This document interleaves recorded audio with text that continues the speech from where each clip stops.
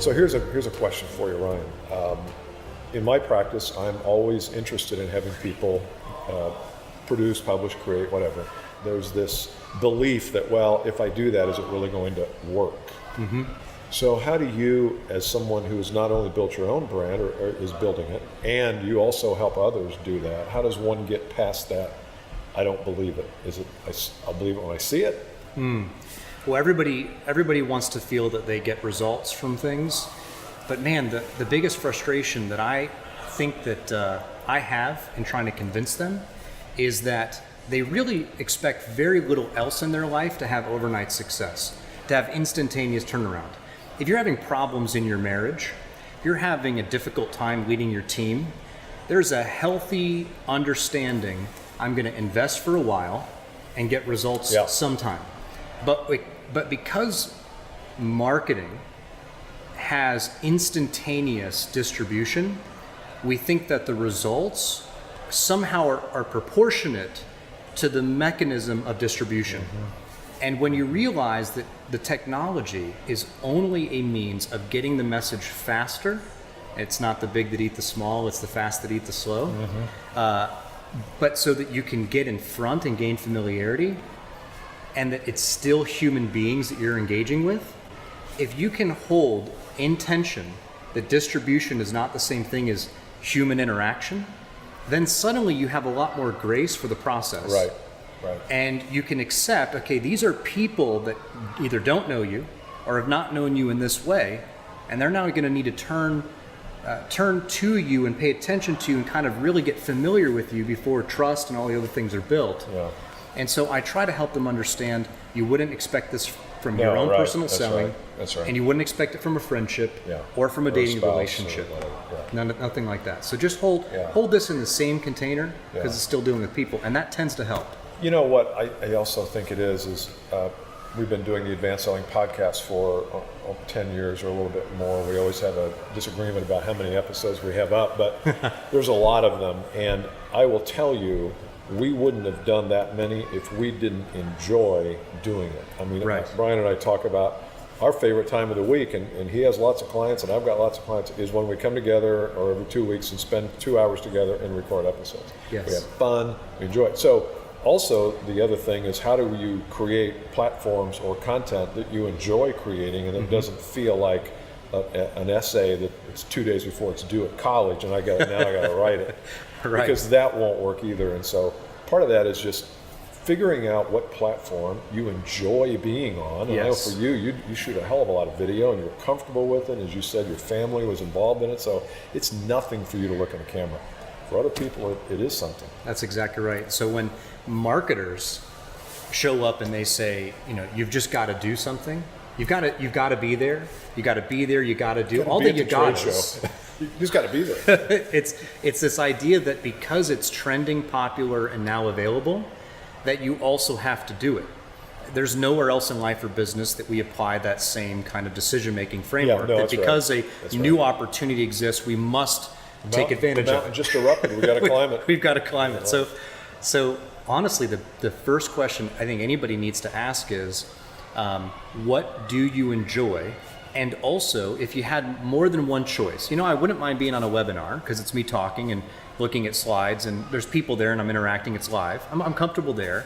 But if I have to sit down and write, I feel like I'm going to pull my eyes out. But if I can just talk, I love talking. I love getting on the phone, talking to customers. I love answering questions. I love talking to my people, giving talks all the time. Yeah. Well, then you're probably a great candidate for podcasting or for some other means by which you're recording and enjoying it. And guess what? You can take that same content and you can transcribe it, give it over to a writer. Now it's a blog with a nice little audio sample. Yeah. And you can read it, you can listen to it. You could do this like we're doing now, recording it on camera and get multiple purposes out of it. Mm-hmm.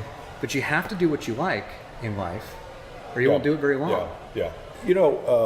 I'll just add one other thing to that is Ryan and I were at a conference here in Dallas and we heard some of the same speakers speak, and I noticed that there was and I think it's back to your point there about how when we publish something we want instantaneous results. Mm-hmm. And one of the slides that the speaker showed was where business comes from. Business comes from networking, business comes from referral, and business comes from cold calling, and I think there was one other.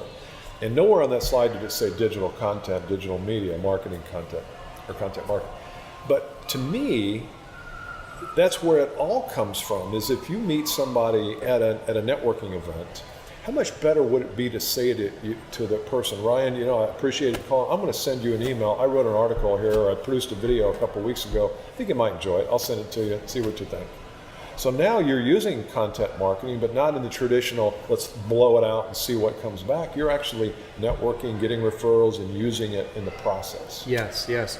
I had a client of mine, and they had this concept. I loved it. And he's a consultant for Fortune 100 companies. Okay. And the subject line was thinking of you. And what he would do is he would send an email out to a handful of people that matched one of his segments. And if something was trending, say in their company or in their industry, he would curate the information, write his own thoughts about what he was seeing happen in the industry or happening in their business. So you'd have the embedding of another outside third-party source's content that gave him the catalyst to react to. Mm-hmm. So he didn't have to think much. He could say, right. well, here's where this is right and wrong. A quick interpretation, and then he would send that out and say, I saw this come across. I had a few thoughts about it. I think you, so-and-so, so-and-so, and so-and-so, this is old school account-based marketing, right? Mm-hmm. Would all appreciate... All in the same company? All from the same company, right? He's talking to the decision-making team, and he's keeping in front of them with content that is unbiased because it's public information. And so he was able to produce one of those nearly every day, and all it required was him to have Feedly. He's reading anyway, probably. Exactly right. Yeah. 10 or 15 sources that he trusts that on each of those go, I know exactly who that applied to. Now he's got a published piece of content that can be spread through all social channels. He's sending it directly to people who he knows it would be valuable to, and that form of content marketing brought him more revenue. I don't have the time to do that, though. Well, I mean, we hear that. Right. Well, are you there every day? Is that what you're saying, Ryan? Are you kidding me? Every day? Of course, every day. I mean, yes. If it lands you $20 million worth of business, what else better? You need to cold call people? What else better can you do with your time? Right.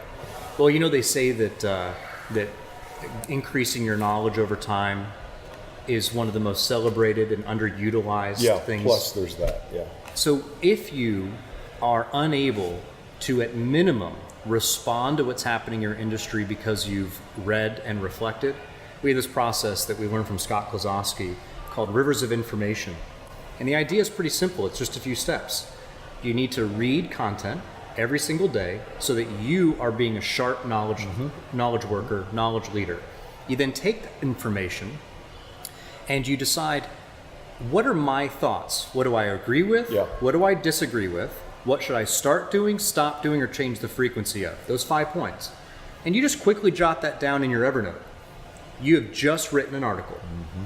Now the next step is, who should I share this with that would also benefit from the same insights that I gleaned having digested this information? Yeah. You can either send that as an email, or you can post that as a blog and then send it as an email. But if you can't find the time to invest in your knowledge capital every single day, even of your own team, then you are asking for death. Mm-hmm. Because in this day and age, you have to keep learning or you will die. Yeah. How do you go about learning? I read a lot. I listen to a lot of podcasts, and I take a lot of notes. And it's I don't know if it's the exact process, but I came to this conference, there was some things said that I vehemently disagree with, so I jotted them down. There's somewhere in there's a blog post, there's a podcast, there's an article, there's a video, there's a tweet, there's something. And so I don't have to sit down in front of a blank piece of paper if I want to create content. I've got Evernote, and I just go down the list, and sometimes I'm like, what did I mean by that? And it's of no use. Mm-hmm. But most of the time I remember, and I try to reference where I heard it. But that's how I do it, because if you've been in business for more than a few years, you have opinions. That's right. You have some perspective, even if the perspective is, I don't know what to think of that. That's interesting, but I'll have to check out. That's okay, that's your perspective. Mm-hmm. And I think we're just very afraid to to take someone else. We say, well, that's their content. No, you're going to live your life, and then you're going to take that content, filter it through your life, and when it comes out, it's not going to sound anything like that. No. Yeah. It comes down to knowing who you are. You know, when we looked at this whole issue, we're all looking at the what am I not doing and how should I get started? The problem is that when you and I talk about content, we talk about selling, we talk about any of the marketing protocols and tactics today, they're all tactics. They're all things, they're activities, they are behaviors, but those behaviors really don't happen efficiently or effectively without first identifying who you are as an organization, crystallizing your brand identity so that not only is it in your heart clearly, but it's also articulated to the outside world so that you can refer to it and it's your North Star. The next step, though, is to understand who your customers are. And I don't just mean the demographics, but the real finite, how do they communicate, where do they communicate, what do they want? Not just standard content marketing buyer journey language, but to actually have called and talked to your customer, to interview them, to survey them, to live where they live, go where they go.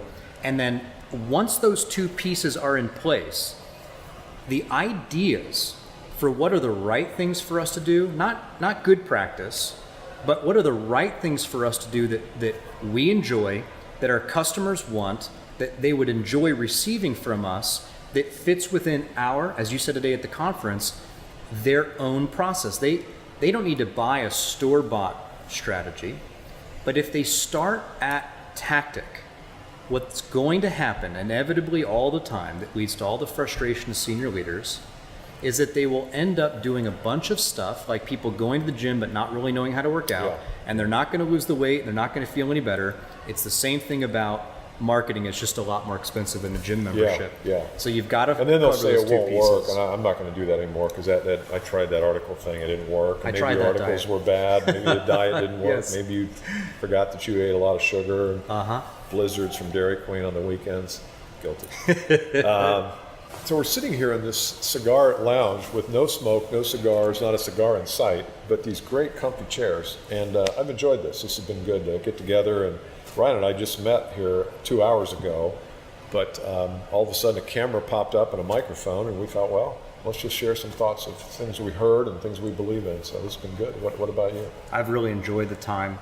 You know, it's important for us in our industries to get together like this. And to be able to share ideas. I think one of the great things about this conversation and about the fact that we just met 2 hours ago is that there's not an ounce of arrogance, there's not an ounce of posture. It's about how do we help one another, how do we share with one another so that we all get to the finish line that's been intended for us. And I think that's what that's the big takeaway for me from this event, and what I appreciate so much about it was having some time together. I enjoyed that too, so we'll do it again sometime. All right, good. We'll smoke a cigar next time though if we come down there. Thanks, Bill. All right, thanks, Ron.